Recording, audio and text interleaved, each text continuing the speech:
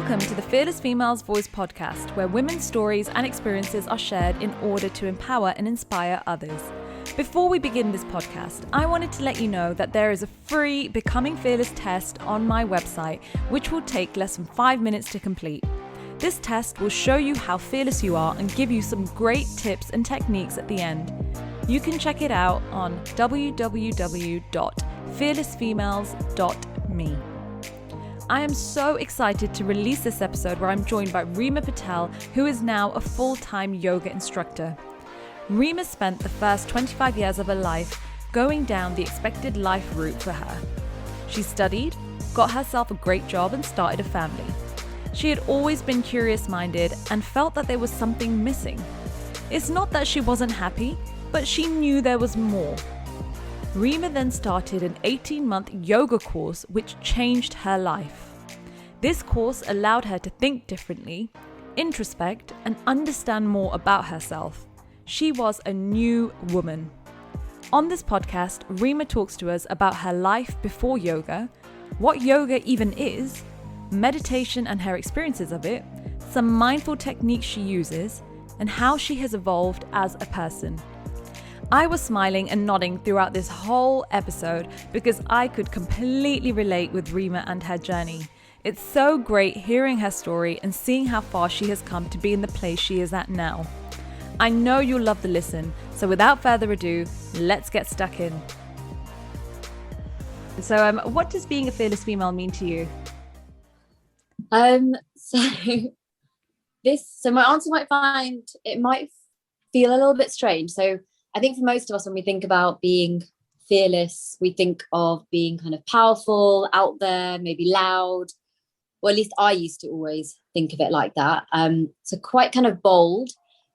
I actually, over the recent years, have found as well as those things are really important. So I think those kind of qualities are really important in some situations where it's necessary, and also for some personalities or some types of people that really works for them.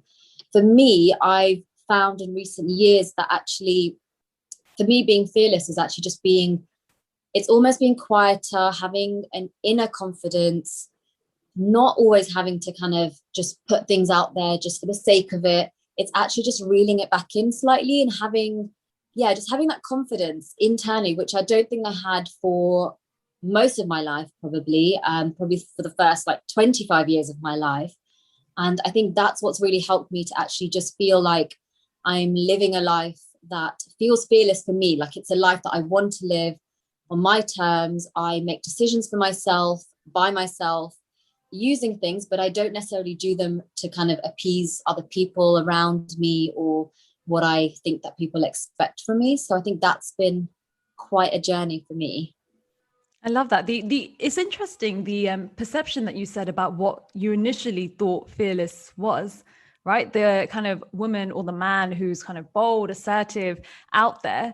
When actually, I agree with the second part of what you said about what you think fearlessness is, right? It's about your inner confidence, what you believe in, how you come across, but it's not necessarily about, for me anyway, about how loud you are or how assertive you are in certain situations. Like, it's about having the confidence within. So I really like that. Absolutely. Yeah. And I guess that's a really good word. It is a perception. It's not anything I was even told directly, or it was nothing I learned. It was just what I picked up from different situations, I guess, growing up, that actually to be a fearless, kind of powerful person, you do have to do all those things. But yeah, it's definitely not true. Yeah. And this is it. This is all the external influences that kick in, and everything from when you're growing up and how people tell you to live and how you should be living, and all these kind of influences are then impacting or making that perception of what is fearless as a woman as well. So it's interesting. It's good that you've come to your own conclusion and you're comfortable with that as well, especially with the way you're living now. So that's the key thing there. That's really good. Yeah, absolutely.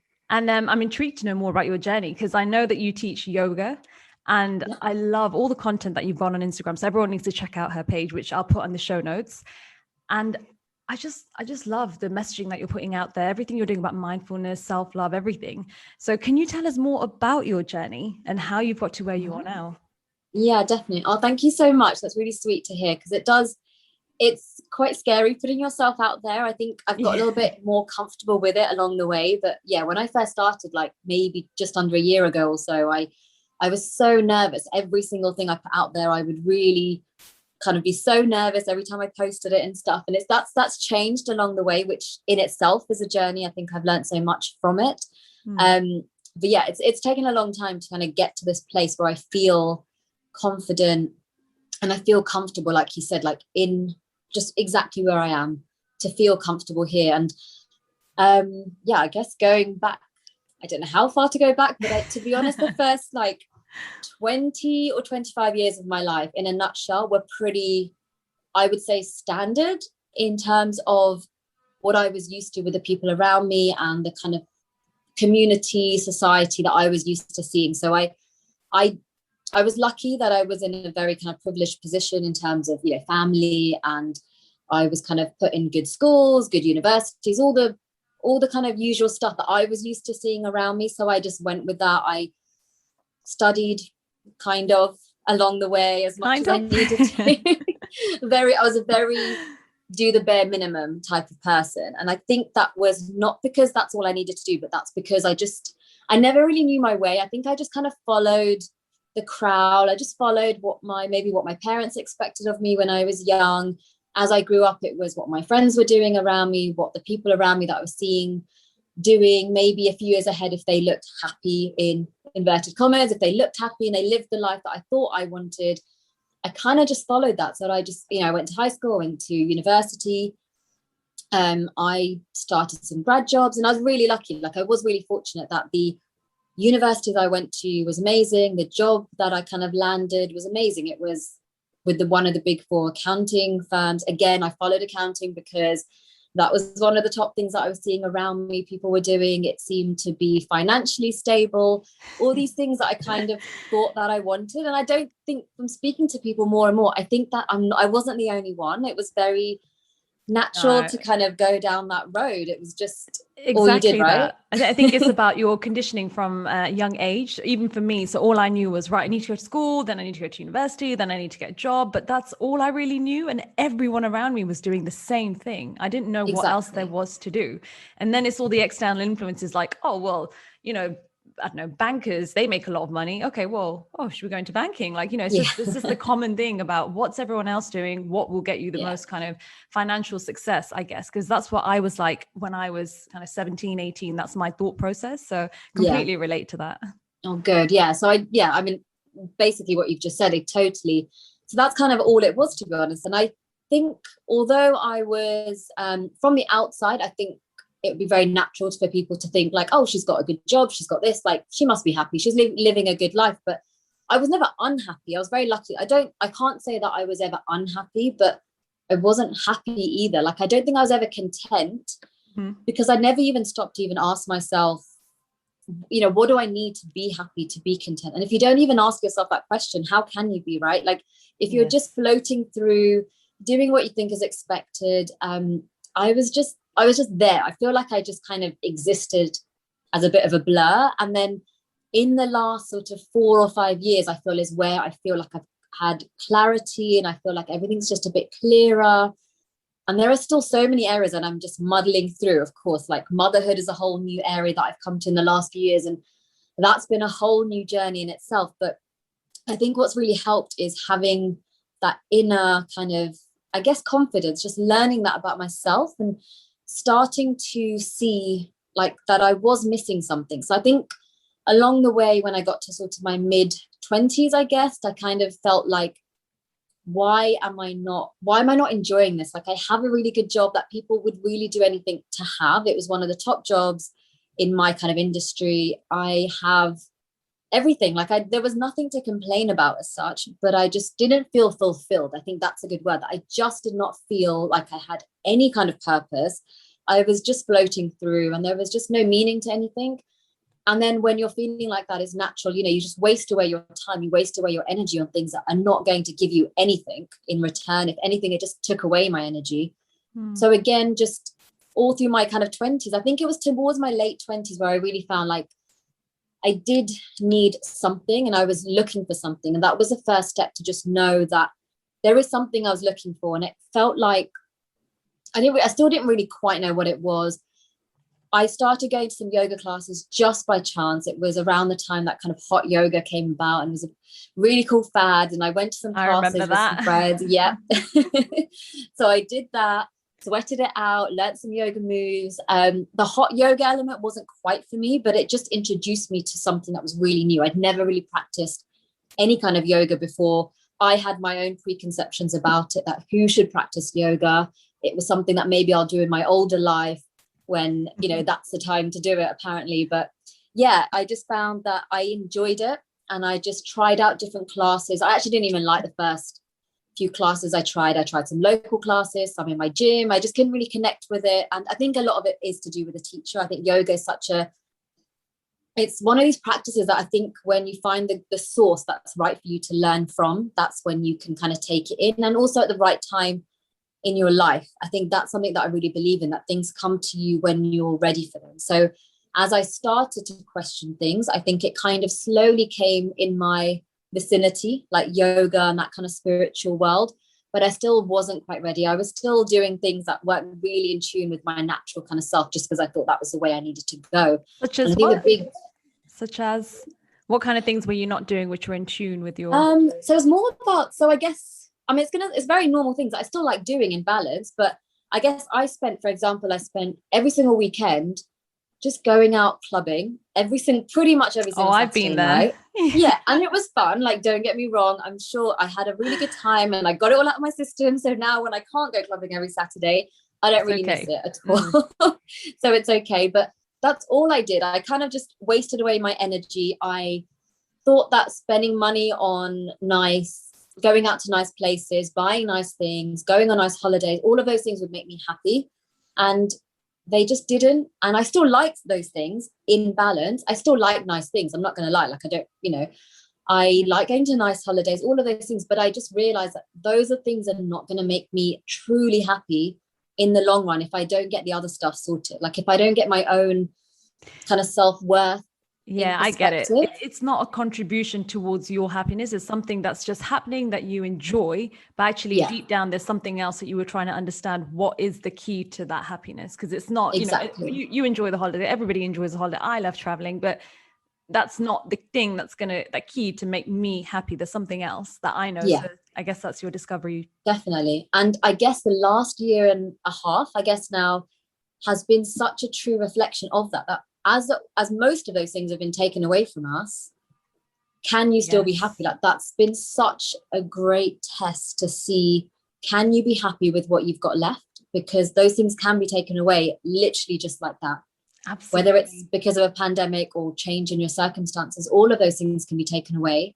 So I think it's just finding that balance, that I found that I can be grateful for the great things I have. There's nothing to be ashamed about or embarrassed about or thinking that I need to get rid of all those things. I don't need to do that, but it's just adding the right things into my life so I can keep that perspective to know actually what I need to be truly kind of content has been, it's been that. I think that in itself has been the journey for me. And along the way, yoga has been a huge part of it. So the way I came into my kind of yoga as more of a profession, I guess right now, is from kind of having elements of it through classes and things. I actually knew a colleague of mine at one of my jobs where she was doing it was a yoga qualification, but it was quite a deep one where it went over nearly 18 months.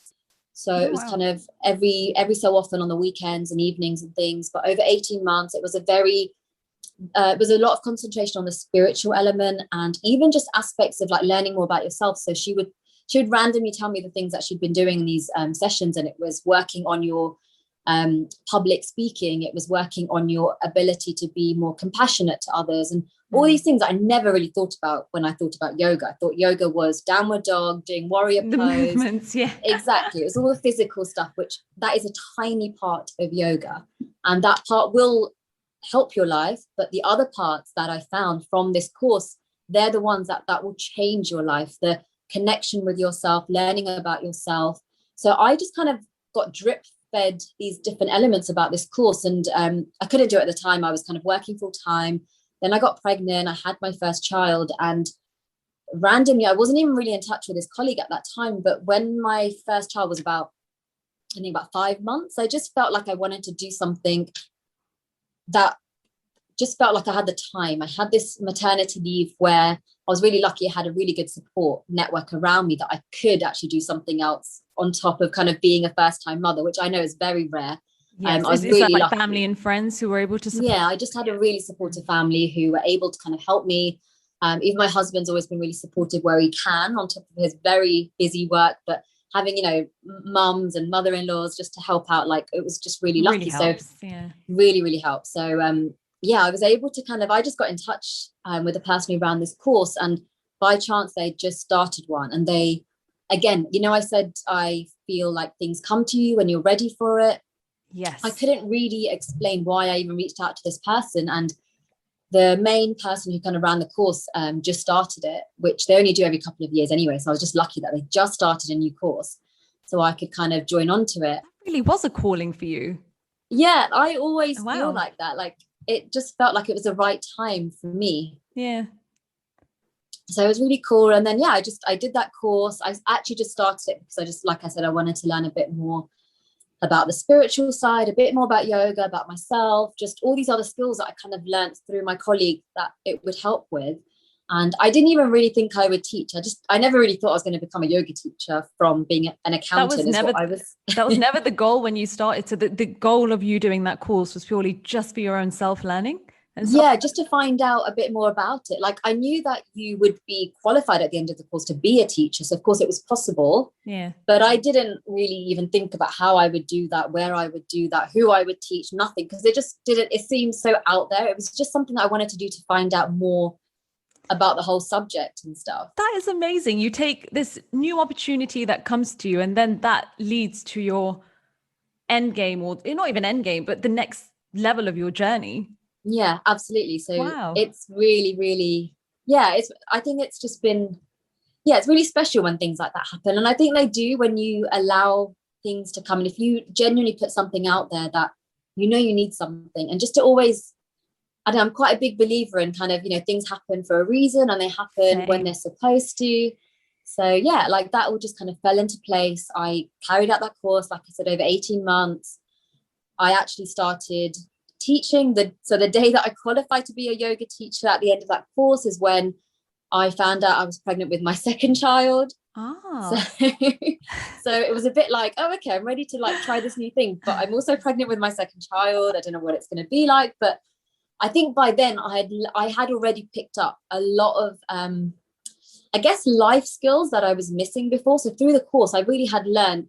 It even really strengthened this kind of belief in just try out things, see what happens, not to have too many expectations. Again, not kind of worrying about what other people thought. So I was a little bit skeptical, thinking if I teach a yoga class while I'm pregnant, I can't do some of the moves. People might think I'm less able to do stuff. They might think, oh, she's gonna do a few months and then she's gonna go and have a child. She's not gonna be here around forever, so they're never gonna join my class, and all these things that I was just able to like put to one side. Good, because they're the blockers. They're the bits that are difficult to put to the side. So that's so good that you're able to do that. Did they teach you kind of tools and techniques on this yoga course to do that? Yeah, absolutely. There was I think it was just all together. The course definitely had elements of it to teach you more about yourself and some of these kind of more beliefs and just yoga as a subject. So yoga, I always say to people, I actually feel like it's a way of life. It's more of a subject to study and realize it has so many parts to it. Like, it almost has its own way of living, like commandments that you can follow. And that was the first time that I found that I could actually really connect to it's not a religion, but it's almost just something that as a packaged up thing that I could say, yeah, I can fully get on board with this. This is the way that I can live my life. And I can say, yes, I want to be someone who follows yoga as a life principle, not just kind of once a week going to a class, but every single day. And there were just so many things. This is really eye-opening, because I actually didn't know that about yoga. So when I think of yoga, because we have a yoga studio down the road, and I've been a few times, and I completely agree with you when you said connection with the teacher, because I think I did 3 classes, and the first 2 I didn't really enjoy. So there were two classes with two different women. And then the third one was a different woman again. And when I went to her class, I was like, this is the first time I'm really into it. She was just different, the way she taught. Yeah, but I didn't realize that it was a whole way of life. I thought it was just the movements and the classes. Just the stretches, the poses. And I think a lot of people think that though. Yeah. How do you teach what you learn on your course in terms of a way of life to your students as well? Or is it mainly just yoga classes you do? I do. I really try. So that's where I think, or I feel like I add something different to my classes. And I always, so for example, I've been doing, up until recently, I've been doing like a power yoga class, which if you went to a power yoga class, to a normal, again, in inverted commas, whatever that means. If you went to like your regular power class, it would really be about kind of just strength work and doing funky poses and just all about that physical kind of focus. But when I did my power yoga class, I openly advertised it as strengthening your mind and your body equally. So yes, we build on physical strength, but I always brought in breath work, meditation, just principles. So even as you're practicing a pose, like if you're practicing a warrior pose, yes, there are 10, 20, maybe even physical benefits that you're getting from doing that pose. But there are so many things that you're getting from it in terms of building your willpower, your focus, your inner warrior spirit, like the strength inside. So just bringing that focus to my students, I always try and do that. And even things that I share, like I always try and share that element of it, because I do feel like that's what's missing. And I feel like maybe if I had learned that earlier on in my life, maybe I would have, grasped it earlier and it might have changed things. But you don't know. I guess we all end up where we're supposed to be at the right time. That's exactly back to that whole element that you said, things will happen for a reason at the right time. I truly believe that as well. There's no real time for when you have these kind of moments. So I was 30 when I received mine, and I was like, right, I need to leave my job, because as you were not fulfilled, I wasn't either. And I found that later on in life, whereas some people I know are like 22 and they're like, yeah, we've done 1 year of work. We don't want to do this anymore. We exactly. want to be, I don't know, yoga teacher and go live in Australia or on a beach somewhere. I don't know. And that's fine, right? You can have it whenever. So it's just good that you've been able to find that, because what I find is many people don't even find that. They struggle with understanding that there is more to it. Because, you described your first kind of 25 years as, it's not that you weren't unhappy, but you knew there was something more, right? And you were doing everything that was kind of the same, that you go on the path that's kind of been told to you. And I see that as your comfort zone. It feels like you were really, really in your comfort zone. And now you've just kind of tested the water, stepped out a little bit and thought, oh, is this, what's going on here? And now you're out of it. Definitely. You're out of it. That's it. It's that comfort zone, right? For so many of us, it's really hard to step out of that because you're comfortable. So why would you? But exactly. I think that it's as soon as you step out of that comfort zone, that is when things can change and you can grow and your life can just become something that you never even thought it could. Yes. But it is really hard to make those steps. And like you said, some people just don't even know. People think that they're happy. I thought I was happy at the time. I thought, yeah, why not? But when I look back, it's only on reflection that I see actually there were so many moments. Like I used to, and to be honest, people who only meet me now find this really hard to believe, but I genuinely had an anger problem. Like that's really? How I would, yeah. I definitely cannot believe that. Because that's how I would release it, because clearly things were building up and I wasn't happy and there were things that were festering. And the only way that I would get really frustrated over the smallest of things, and I wouldn't show it to the kind of vast majority of the people, but the only people that really saw it when I was younger, it was probably my mum and my brother have seen me when I get angry, and that leads to I'm kind of angry and I'm a crier as well, all at the same time. So I'm angry, I'm shouting, I'm crying, I'm throwing things, all these things that only like 2 or 3 people in my life ever saw, and my husband's seen that along the years as well. So they're probably the only people that would agree with me that I do have an anger problem when I let it fester up. And I think that's just to show that it will come out some way. So people have different ways. For some people it's having more, maybe they feel more anxiety around things. Maybe for some people like me, it's the anger issue. It could be anything, but it will come out at some point because it's just has to, right? If you let things fester in yourself, it will build up and it will come out at some point. Yeah, I completely agree with that, because what we tend to do is also bottle up our emotions, and that's when we're kind of suppressing it, and it just causes more and more trauma inside, and it just needs to be released in some form. So yeah, and it feels really good when it is released, but yes, the hard part is finding how you do that, I guess. Yeah, and that's something that I guess only you can really figure out. So you can have support and help in getting to that, but it's all comes from the inner work that you're doing for yourself. So absolutely. No, I like that. And you said that you did this course whilst you were still working.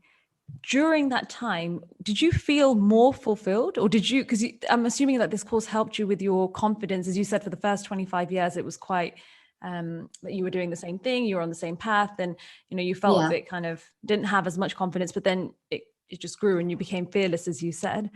Did this contribute towards that whilst you were working on doing the course? Yeah, 100%. I think the things that I was learning as I learned more and more about yoga as a subject and some of the elements of it, I think what I found, like in the job that I was at that time, I was working part-time. I obviously had my kind of toddler at that time as well, she was. And so I guess the things that I was learning in the course, I could see changing elements of my life, even in the life that it was at that point. I wasn't teaching, I wasn't a yoga teacher or anything. I wasn't even really sharing it that much with other people because it was just something I was doing for myself. Yeah. But I could see so many instances, especially at work, for example, where I don't know if it was just me, but I feel like a lot of us, we're almost like a different person at work, or I felt like I was. And I don't know if that comes from maybe depending on what background you've had, I don't know, gender, race, whatever, I don't know, but it just felt like I had a little bit more of a different persona at work.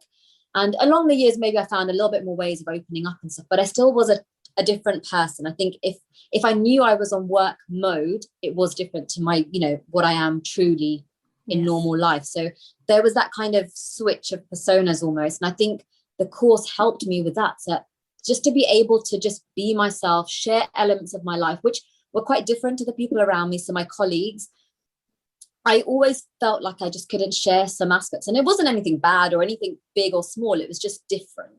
And I think that was one thing I really learned, that I was able to be confident in myself and everything I am. So I was able to share more and more parts of that.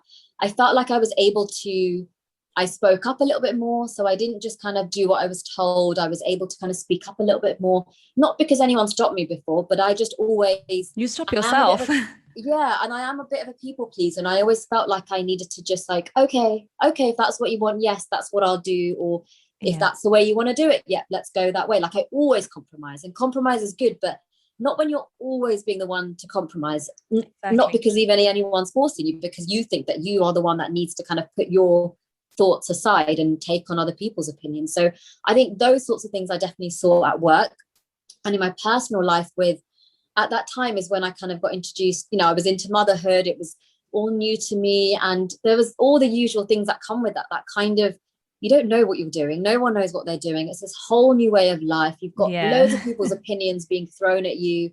Some of them are good, some of them are bad, but there's no way of knowing what's going to be right for you. And again, just learning that ability to smile and nod and say, yep, okay, I'll take that on board, but actually having the confidence to do what you think is right out, amongst all that kind of haze, just being able to kind of see a bit more clearly and keeping my shit together, really, like between like working and child and everything, all the labels that we have, I guess, right? If you're a wife, if you're a mother, if you're a daughter, you feel like there's responsibility in all of those areas.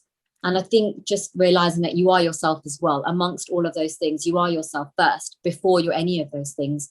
So just so many things. The course really opened up my eyes. That kind of year and a half, I think, was the most change I've had in myself. And the funny thing is, I don't think people necessarily saw it from the outside. I was just going to ask you that. Yeah. Okay. Because it just felt like I noticed these things. So because you're the one who's going to notice the moments where you naturally would have gone down a certain road. So one of the things I always struggled with was knowing when to stay quiet. That was something. And just knowing when to kind of just take a breath, have some patience, let people kind of do what they're doing. That, I never really had that. I thought I always was in a rush and just felt like I needed to get my opinion out there, because if I don't, it's the end of the world for some reason. So just all these things, it just helped me just get that little bit of patience, that little bit of perspective on things, that some things just are not important to ruin relationships over and things. Oh, honestly, when you're speaking, I'm just, for those you won't be able to see, but I'm just nodding and smiling because I've been there. It's crazy because I was in that reactive state as well, or I used to be. And then after working on myself and understanding more about patience and listening, the things that I wasn't very good at, it just helped me. And I noticed it, whereas others may not have. But for me, it was like, okay, I'm taking a breath, I'm processing instead of just like trying to get my point out there and just react to something. It's a whole different way. And for me, it worked wonders. And I feel so much better about it. So yeah, that's really nice to hear. I think it is such a life-changing thing to realize, and there's no clear way of coming to that realization, I don't think, until you actually stop and connect with yourself. You're not even going to realize it. Exactly. And you've mentioned meditation. So you said that you were doing meditation as well. Can you tell us more about that? So how did you come across meditation, and what does it mean to you? Like, how does it work for you? So what it means, because I think this bit is where a lot of people have preconceptions, and I definitely did. Meditation is just simply about connecting with yourself. And when I say with yourself, I mean your true self. So it's not about the body, it's not about the external, it's connecting with who you truly are. And you can only do that when you allow yourself, your mind, your body, everything just to settle down and to kind of quiet down that external noise, all of these things that are being thrown at us through people's opinions and social media and everything we see around us, all of that kind of noise, to be able to just quieten it all down and just go inwards and just asking yourself, like, actually, who am I? What do I want? What am I capable of? How am I feeling? Just bringing all that attention inwards and connecting with that inner self. To me, anyway, that is meditation. So there might be different definitions around, and it might work for different people. For me, it's all about that connecting with myself. And how you do it is, it can vary for different people. I've tried different ones. I haven't tried there are so many different types of meditation out there. Aren't there? Yeah. And there's more and more. I'm seeing, even kind of, running meditations, walking meditations, even, whereas I'm much more about stillness. So for me to really, I get aspects of it. So when I do rarely manage to get out for a run, I do find it a meditative activity. But to really feel like I've had a true meditation where I feel like I've really connected with myself, it's about stillness, it's about quiet, so that I can hear my own voice, I guess, amongst all of that. So I've only started doing meditation recently, and I know we briefly had a chat about it. And what I did is I just sat down, put a timer on for an hour, closed my eyes, and then was in my own thoughts. And I was focusing on my breathing. I'm so impressed that you've done an hour for the first time. Yeah, I did an hour for the first time, honestly. And how I felt, it was just I'm quite spiritual anyway. I've just not done a form of meditation, but I do it in my own way. You know how you said you find your own kind of meditative state when you're running, for example. Like, I have my own states of mind, but I've never sat down and just did that for an hour. And when I did, I could kind of see the standard colors that come, when you close your eyes, you see the colors from from your eyes being closed. And then as I got into it, obviously you don't know what the time is, but I could just feel my heartbeat going really, like, thumping really, really loudly. And funnily enough, I didn't actually have many thoughts, because I was thinking to myself before, I was like, right, and whatever comes my way, I need to kind of push it out. But I actually didn't have anything. I just let things come and go. And it was really interesting. And I actually haven't done it since, but I think I should give it another go. Is that the kind of experiences that you've had?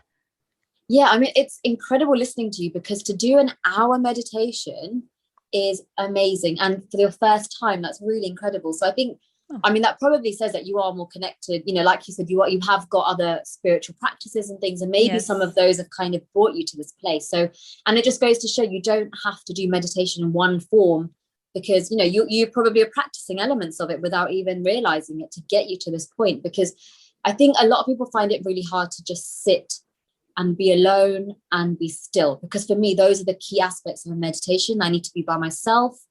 I need to have quiet around me, maybe some kind of relaxing music, but that's it, nothing else, like no one around me, no distractions, and to be able to go inwards, like that's what it's all about. And I found different things along the way. So I mean, sometimes I have had no experience. I've literally sat there for as long as I can, and all I can do is just think about my to-do list. And those moments, I just know, like, I just can't seem to quieten down, so I need to use other ways. So for me, breath work is quite a powerful way of just calming my mind down if I can't do it just solely through meditation. So for me, that my breath work and my meditation practices are quite interlinked. I almost do them together pretty much as I can consistently. Sorry, breath work is when you are breathing in a certain way, or you take control of your breathing?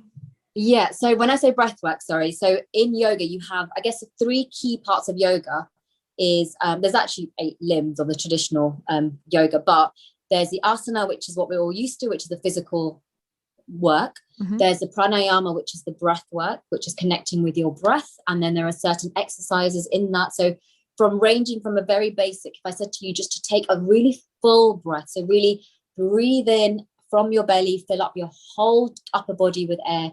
And similarly, as you exhale, allowing all the air to go just completely. That in itself is a form of breath work, because we don't breathe like that day to day. We're all doing these quick, shallow breathing, and that's not what it's about. So just doing that in itself is a way of breathing that allows me to settle the mind down and kind of go into my meditation practice. And then meditation is a whole nother area. So those 3 areas for me have been the key ones. There are, like I said, 8 really in total. But for me, these 3 are the ones that are key, that I found linked together, give me everything I need to feel healthy mentally and physically, like equally, because I do think they're equally important. I don't think you can just have the physical side and then expect that to kind of help you mentally. I think you need both sides to feel healthy and well in all areas of Absolutely. You, I guess. So so I think breath work is a very key way. I usually use that for people who, if you're new to meditation, like I said, being able to sit still with your thoughts is quite scary for a lot of people. Absolutely. I know, really I say that to people. You just don't know what's going to come up. And in the past, I've done one really kind of powerful exercise, I guess it was. I went on a yoga retreat, and this is about 2 years ago now. And all it was for 2 hours to be by yourself. You're not allowed to speak to anyone. You could kind of wander around this place. It was a retreat. It was a really beautiful place in Wales. So you could be outside, inside, wherever you are, but no phone, no technology. You're just with yourself, and you just do what you feel like doing. And for me, in those 2 hours, it was, I think I had a journal with me, and that was it. And it was just kind of sitting out, looking at countryside. So for the first, whatever it was, I don't know, half an hour, whatever, it was enough just to look out. It was just noticing things, just being by myself, maybe walking around. And eventually it was just about going inwards, and all these things came flooding out, like that I didn't even know. Like I was crying, I had all these thoughts, all these like almost epiphanies about random people in my life and random situations, some that hadn't even happened in the recent weeks. It was things that might have happened months ago that would just come back, and I just felt like I needed to write it all down. And it was just all these things coming up that I never even felt before. And I was totally fine before it. I was on this retreat. I thought I was relaxed. I thought I was as happy as I could be. I was on this yoga retreat. Like, how can you be upset on a yoga retreat, sort of thing? But again, just learning that there are so many things inside of us that we don't even know, that are just there waiting to be released. Yes. And it's about how we release them. This is it. A lot of the things and the fears and everything that we do now, a lot of it comes from our childhood and how we were when we were kids, and little triggers or moments that happened back then that we've kept inside us. Like right now, me thinking back, I won't be able to think of any kind of memories, but the more you do what you've just done, that whole state of understanding more, just silence, stillness, understanding your thoughts, and really thinking about why, or even just thinking about why is it that that's happened? Why is it that I've acted in this way? And actually that's when everything kind of starts coming out, and you can then understand more about, okay, well, this is linked to that moment when, I don't know, my parents said this or did this, and that's actually happened with this. And that can And be, sometimes really small moments. They don't even need to be big yes, life events. It's the tiniest thing that one person has said to you that has just stuck with you and became almost, just a path for you almost. It's really, it's almost quite scary how much influence other people can have on you as a person in your life. absolutely. And this is why I talk about external influences as well. So the people around you, is so important to have the right environment, like not just in Yeah. terms of the things you have, but the people are such a big influence. Even things like social media, downtime off your phone, like which I try to do regularly, just to switch off, because that in itself, I know people who scroll through social media for hours, and then they're only supposed to go on for 5 minutes, and next thing you know they're on it for an hour. And and we've all been there, right? yeah, It's so I've done that in the natural. past. Absolutely, I've done that in the past, and now I know how to limit myself from doing that. And also I just know that that's not an attractive thing. Like I should not be doing that, and that's not Yeah, helpful it's for just my own. not good for you. Absolutely, yeah. And that's just I guess you just learn as you're doing, and it's just little rules that you can put in place, or disciplines that you have for yourself. Yeah, and I think all of those things come together. So it's not like any one thing has led me to this way, or this one thing that's going to change anyone's life. It's all of these things together, because as you just mentioned, the phone thing's actually something I'm quite rigid about. Like I'm quite keen. I'm not having my phone around sort of after like 8-9 o'clock on the days that I'm not teaching. If I'm teaching, it's quite difficult because I do it on my phone at the moment. But generally speaking, I have like do not disturb on my phone set. So every day by like 8 or 8:30, it just comes on, and no one can really message me. Or they can message you, but I won't see it. I won't see phone calls. I won't see messages. I definitely don't go on social media and check anything there or see anything, because like you said, it just is not good for me. I know that because I've seen what it can do. Like those are the times where I have sleepless nights. I go to bed with anxiety. I'm worried about things. Exactly. I'm just feeling heavy, and it's not the way you should be before bed. And I would never have learned that if I wasn't even open to questioning, Yes. why am I not sleeping well? Why am I not feeling good about myself? Exactly that. And funnily enough, I do a very similar practice. So in the evening, well, me and my partner, whenever we have meals, or whenever I have meal with anyone, or I'm out with anyone, I put my phone away. So firstly, family and friends time is family and friends time. And I almost feel like that's my own rule for myself. But when I see, for example, if I'm at the dinner table and my brother whips out his phone, I'm just thinking, put your phone away. Like, now is not the time. You can wait until, and I want this rule to apply for everyone who I'm with. So my partner, and you don't want to be the phone police. You don't want to be the person that's this is like, it, right? Put your phone away. I know, but I just feel like when you're present and then you're there, and your phone is such a distraction, you can then go into your phone instead of listening to this piece of conversation or something that's just been said. So me and my partner do not, obviously I have dinner with him majority of my evenings, don't have any phones around. He turns his phone off early on in the evening, as do I. But a key thing for me is, something that he's always done is he puts his phone on airplane mode and then always leaves it in the living room and then goes to sleep. Now, what I used to do probably about a year and a half to 2 years ago, or even, but prior to that, I used to always take my phone in with me to the bedroom and use it as an alarm. Same. But what I noticed is when I woke up, the first thing I did is, okay, alarm's off, Wi-Fi's on, and let me see what messages I have, start responding to messages whilst I'm in bed. And he always said to me, that's not good. Like, as in, that's fine to do, but because I kept thinking, why am I feeling like this in the morning? I just feel a bit lazy or a bit lethargic here, or I'm not up and productive straight away, whereas he was. And then I was just trying to be like, what is it that I'm doing? So eventually I got myself an alarm clock, and now I keep my phone in my living room. And there's always the odd people who say, well, what about if there's an emergency? What if someone's trying to contact you? And I'm thinking, firstly, my phone is never on loud anyway. So if someone's trying to contact me, they will not be able to contact me until the morning anyway. I'm not going to have my phone on loud and hear all the messages and whatnot. So I just keep it on silent. So I'm just like, I'll see it in the morning. Then, what can I do in the middle of the night realistically? So it was just, that's how it's been. And it's been a game changer from doing that. It really is, isn't it? I have found it's changed. Not just when I go to bed, because switching off your phone, or not, like I said, you don't even have to switch it off, because so the one good thing about my do not disturb thing that I have an iPhone, and it has, I'm sure most phones have this function, because when I told my mum I was doing this, she exactly what you just said, she said, well, what if there's an emergency and I need to contact you, what am I going to do? And I said, chill, it's okay, because actually if the same person calls me twice, it comes through, and hopefully no one is going to call you in the middle of the night twice. So Yeah. it's an emergency. So there's ways of kind of doing it, because I've been saying for months I need to buy an alarm clock, and I haven't, and I really need to. So until Oh, I do get need my one. phone as an alarm. But yeah, the other thing was the morning thing that you mentioned is exactly what I was doing. And I think most people, you open up your phone, you just check, oh, who's messaged me, who's done this, you have a quick scroll of social media. And it sounds quite innocent, but something I once heard, so I'm not going to take any credit for this, but it was something along the lines of, when you do that, you're allowing other people to dictate how you feel first thing in the morning and probably for the rest of your day. It's true. This will trigger you, because this is something that used to Exactly. happen to me. If I see something, I don't know, something's happened, for example, to a friend or family member or anything, and that would be my trigger to be like, oh no. And that sets the tone for your day or even the morning. Exactly. So for now, I'm just like, right, let me have my morning to myself. Like me and my partner sit down, I read, he meditates for an hour as well every day. Amazing. And then we go for a walk. So every morning about 7:30, we go for a walk around the area. So half an hour walk, come back, have my breakfast.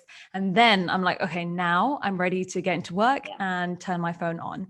So in the Yeah, morning, and you are ready. That's, when you say you're yes, ready, that's what it is. You're mentally prepared for whatever the world has to throw at you, because then you can take it in the right way and digest it in the right way. One of the things that we learned actually in my yoga course, this has really stuck with me, is our kind of main sort of teacher would say, just like you wake up and you brush your teeth and you shower, whatever, all your morning things that you wouldn't leave the house without doing. I would never dream of leaving my house without brushing my teeth. yeah, Put your practices, your kind of spiritual practices, your meditation, whatever it is, put that in that bucket of things. So you just do it into your routine. So it doesn't matter how much sleep you've had or if you've had a late night, it doesn't matter how you're feeling. It's just part of your daily routine, because that is the way that you are then ready, not just physically on the outside because you're hygienically clean, but you're mentally clean, you're ready to absorb. So then when someone says something that might be a bit negative, or something happens to someone else that might be negative, and if you're quite an empathetic person, you can take those things in the right way. You're not going to yes, allow it to kind of affect your whole day, really. yeah. But that was quite life-changing I for me. completely agree with that, because that's pretty much what I've been doing in putting into practice. So I wake up, I do actually journal for about 5-10 minutes just to kind of get my thoughts out. And then reading for me is such a big one. My mind just goes blank and it focuses purely on the story of what's happening. It could be a fiction book, nonfiction, anything that it Yeah. is. But when I'm in my zone, if someone's trying to talk to me, like my partner sometimes like, okay, should we go for a walk? And I'm just like, I'm reading. Like, I don't even know what he's saying. I'm just like, just leave me alone.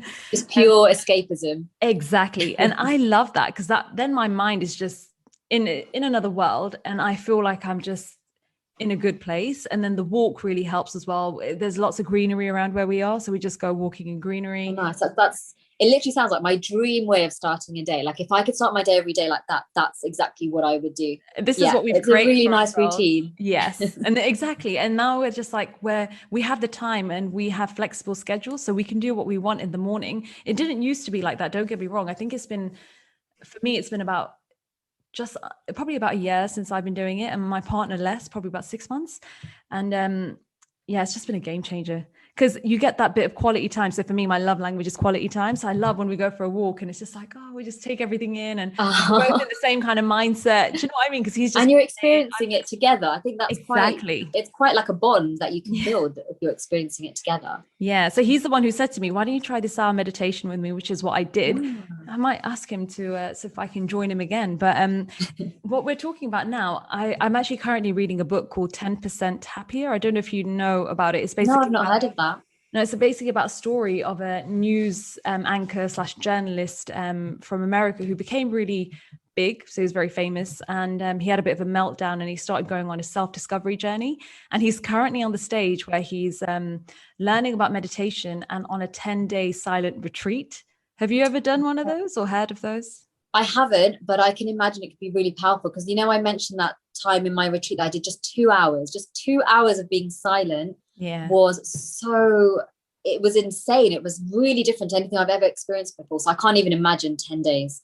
Yeah, because we were actually talking about it this morning on our walk, me and my fiance.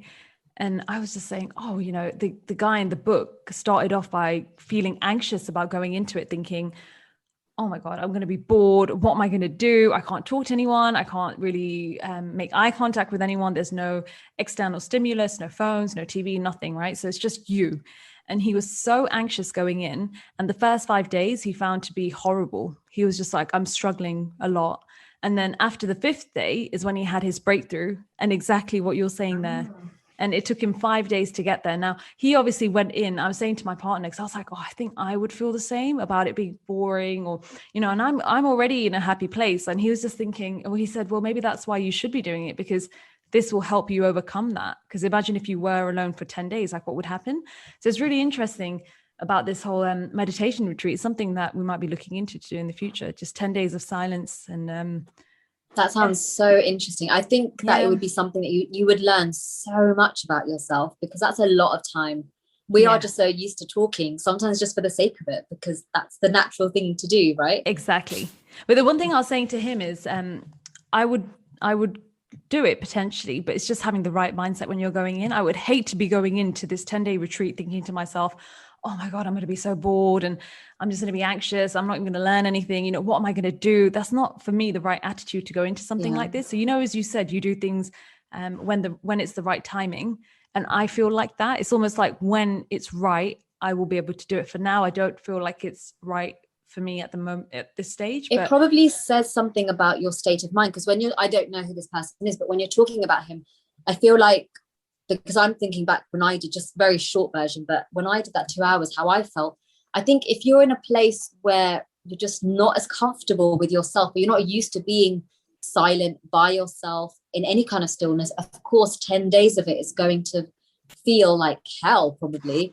But I think the more closer you are at being comfortable with that, it's probably less anxiety. So for you, you're saying 10 days, okay, you're interested in it, something you would like to do, maybe not right now, but I think that shows that you're open to it. You're okay. Like, you're obviously comfortable being on your own by yourself. I really enjoy being by myself. Same. I really do. Yeah, I do too.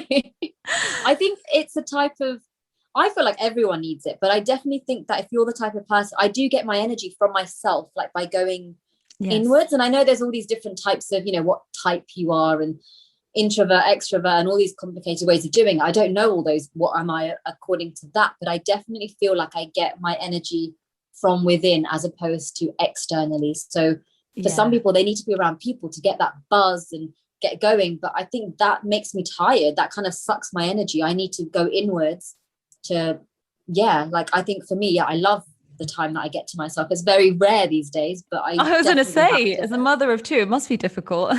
It is difficult, but I think I found ways. So for me, like, I have to wake up earlier than my kids, and that doesn't matter what they're going through. If they're going through 6 a.m. wake ups, and I have to wake up at 5. If they're waking up at 7, when I'm lucky, I get to wake up at 6. Like, whatever kind of, you know, phase they're going through, I have to wake up before, because if I get woken up by them, those days are when I am at my worst. I just feel like I've been woken up and I haven't had time to settle myself down. All these practices that we're talking about, you need that time to yourself to get to that stage. And definitely being a mum, I just found that I need to spend that time with myself to then be the best that I can be for them.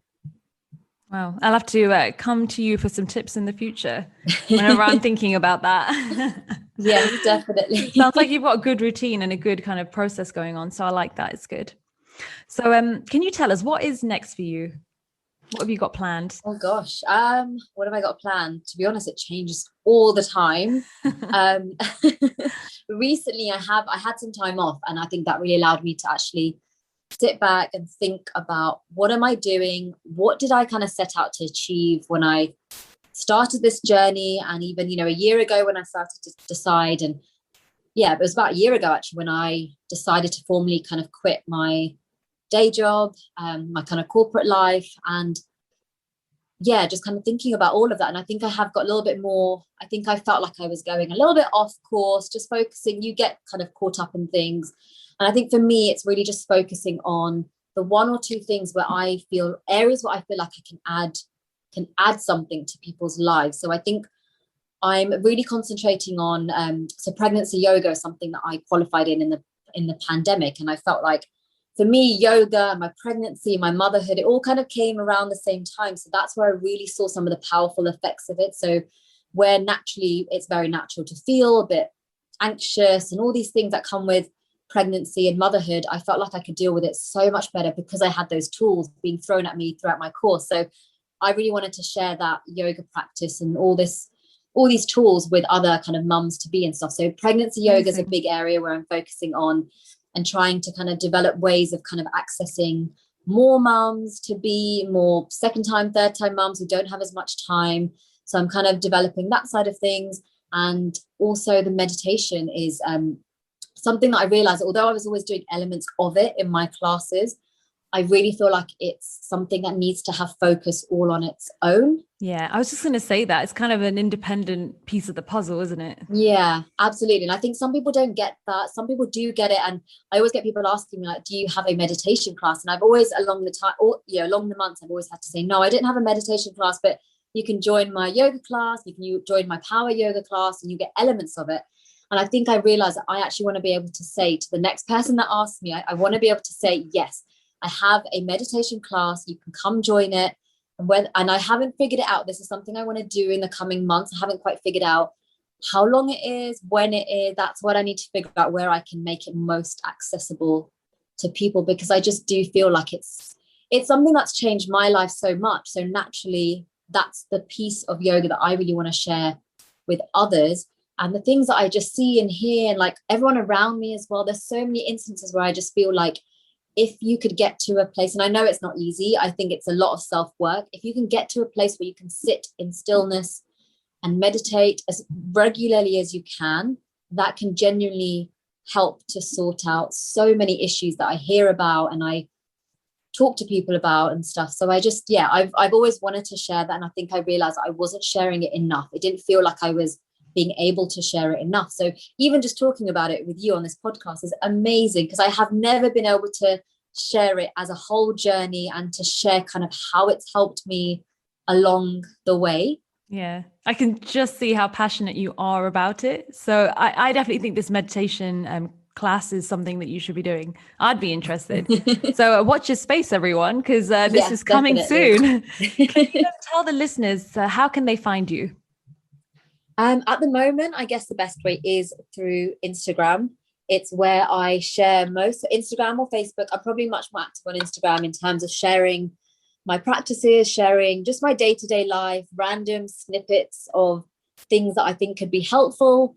That's what I always try and do. I always try and share something that's going to be helpful. I do not want to be someone that shares, look how amazing my life is, look how happy I am. That's not what I want to share. So if you ever feel like that, please tell me that that's how it's coming across. Because what I really want to share is actually how you can use all these tools that I've just come across randomly throughout my yoga journey, throughout my spiritual journey.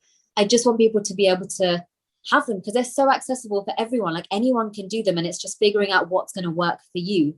So for now, it's Instagram is the main thing. I am working on a website because I do understand that social media is very distracting. And if I am at the moment, that's my only place to share. Like I have kind of short meditations on my Instagram account, on my IGTV, where if you wanted like a guided meditation, just a few minutes of it, that's where it is. But I totally understand that Instagram is not really the first place I want people to go to when you're thinking about stillness and meditating. It's very distracting. You have to be quite focused to just go to where you need to go and not get distracted. Yeah. So I am working on a website as well. So definitely be sharing details of it once all of that has happened amongst the normal day-to-day mum life as well. Amazing. And just a quick one. What is your Instagram handle? I obviously know it, but I'll put it in the show notes, but just so listeners can hear it now. Yep. So you can find me at _grounded yogi. Perfect. Thank you so much, Rima, for coming on this podcast. It's been such a pleasure to talk to you about everything you're passionate about, because I'm so passionate about it as well. And you saw me nodding and smiling a lot because I can just relate to everything. It's been so nice to talk to someone who isn't looking at me like I'm a crazy person or switching off. It's so nice to see you nodding and like agreeing and just hearing your experiences as well. Like I'm not the only one, right? Like there's been so many similarities. That's amazing. And thank you so much, like I said, just for giving me a chance to be able to talk about my whole journey from kind of start to finish. You're welcome. It was a great podcast. Thank you. Thank you so much for listening to the Fearless Females Voice podcast. Be sure to complete the free Fearless test where you can discover how to increase your confidence, build your resilience and self-love. You can find this test on my website, which is www.fearlessfemales.me. And to connect with other like-minded females, make sure you join our Facebook group, which is called Fearless Females. Oh, and one last thing. I'd like you to do a massive favor for me. If you enjoyed this episode, then be sure to leave a review on Apple Podcasts. Thank you.